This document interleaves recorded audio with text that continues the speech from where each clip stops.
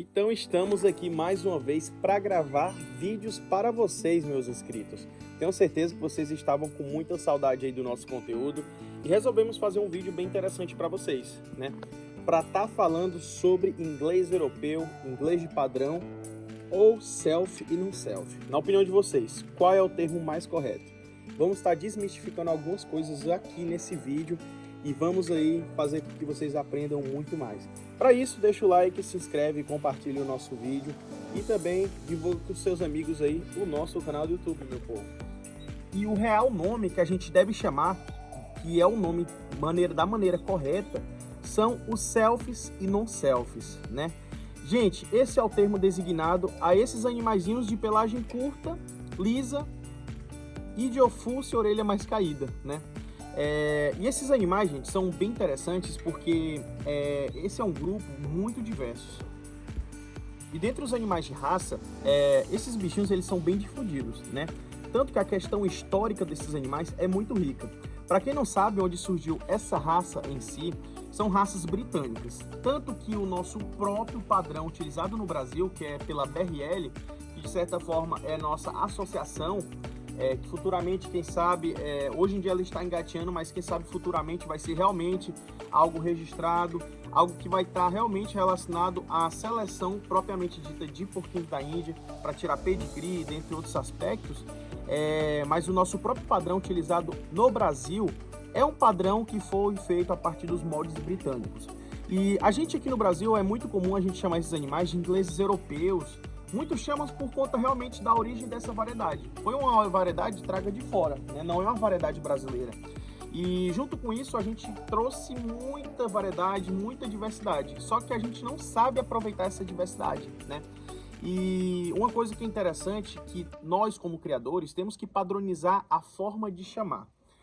Quando a gente vê uma associação organizada, é uma associação que utiliza os mesmos princípios e mesmos termos. E o real termo que é aceitado pela ABRL, ou Associação Brasileira de Roedores Lagomorfos, é self e non-self.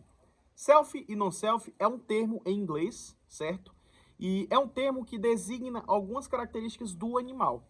Aquele animal que é designado como self, que a gente tem um exemplo claro aqui, essa fêmeazinha, self é todo aquele animal que tem apenas um tipo de pigmentação no pelo, certo? Aquele é um animal self, aquele é um animal que representa a variedade self. Ou seja, lembrou de self, lembra uma cor só. Animais não self, gente, engloba, que de certa forma engloba muitas pigmentações, são aqueles animais que têm mais de um tipo de pigmentação. Todos os outros animais que temos aqui nessa baia são animais não selfies, tirando essa fêmeazinha que eu já tinha mostrado para vocês, ó, essa begezinha aqui, né? E por que eles são não self? Então, esse aqui parece que é quase toda marronzinha, né? Daí que entra um parêntese. A partir do momento que ela tem um pouquinho de pigmentação a mais, ela não é chamada de não self, certo? Ela não é chamada de self, perdão.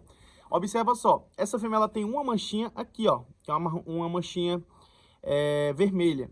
Por isso que ela é considerada uma fêmea non-self. E temos várias outras variedades. O grupo dos AT, que quem sabe futuramente a gente pode estar fazendo um vídeo sobre eles, que é no caso desses aqui, ó.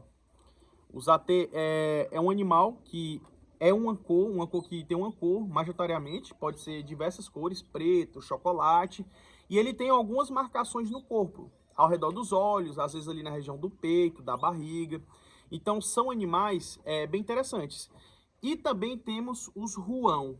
O ruão, gente, o ruão, dálmata, são variedades que têm mais de um tipo de pigmentação. E hoje temos uma variedade muito grande de ruão dentro desse grupo, né? Tanto que aqui eu tenho um ruão, gente, de lilás, branco, e ele ainda tem a marcação AT, né? Então, de certa forma, é até uma coisa que intriga a questão dos padrões, que ainda não é totalmente aceitável.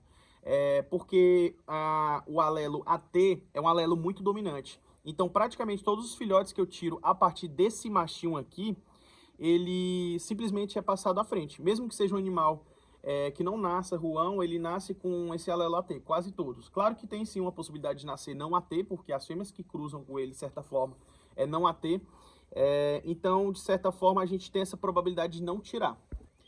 E eu resolvi realmente trazer esse conteúdo para aquelas pessoas que querem aprender, né? Porque a gente sabe que hoje em dia a gente está de um jeito, gente, que É muito difícil a gente encontrar aquelas pessoas que realmente querem ver vídeos que causam algum tipo de aprendizado. É só a gente ver milhares de vídeos no TikTok que simplesmente viralizam, né?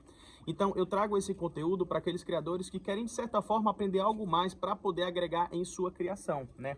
Tudo que eu aprendi, eu gosto muito de compartilhar, né? Você compartilhando aquele seu aprendizado, você só aprende mais, isso que eu garanto.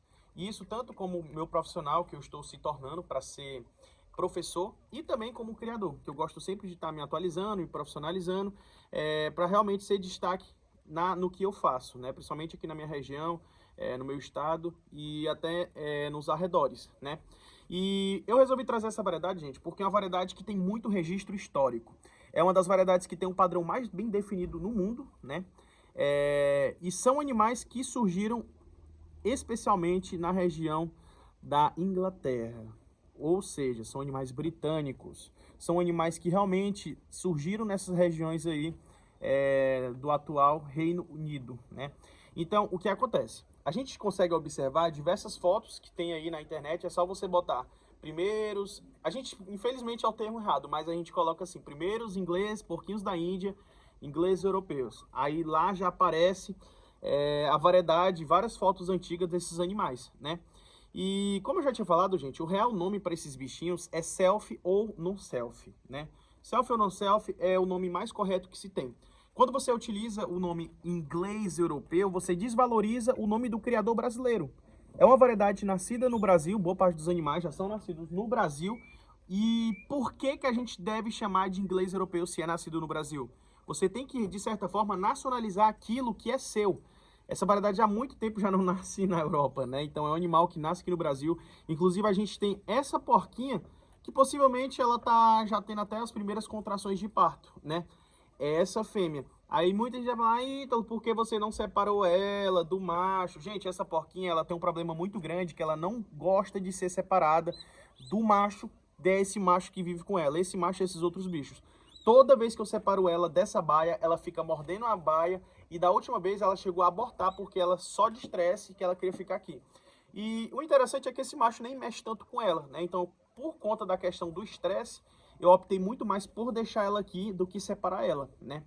E um dos primeiros criadores do Brasil que eu conheça é o Diógenes, né, gente? O Diógenes é um criador brasileiro que ele importou alguns animais, inclusive o Diógenes é biólogo, ele tem até alguns trabalhos na área de porquinhos da Índia, que ajudou muito os criadores, principalmente definindo o padrão britânico aqui no Brasil, né?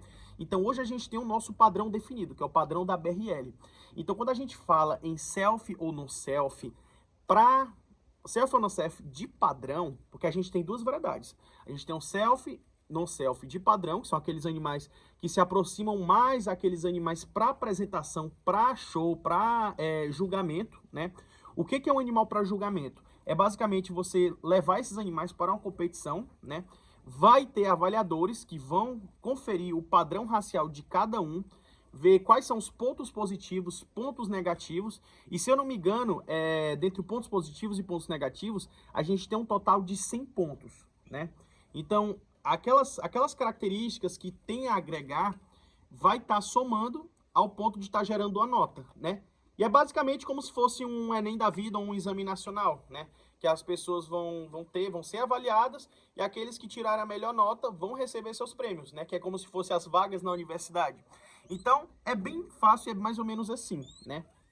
Então, claro que tem a questão de preparação, e não é somente, gente, a questão do padrão racial em si dos animais. Tem vários outros fatores. Fatores como a questão do próprio temperamento do animal, da questão da manutenção e a própria qualidade de pelo, limpeza, higiene que o animal vai ter, tudo isso é avaliado durante essa competição, né?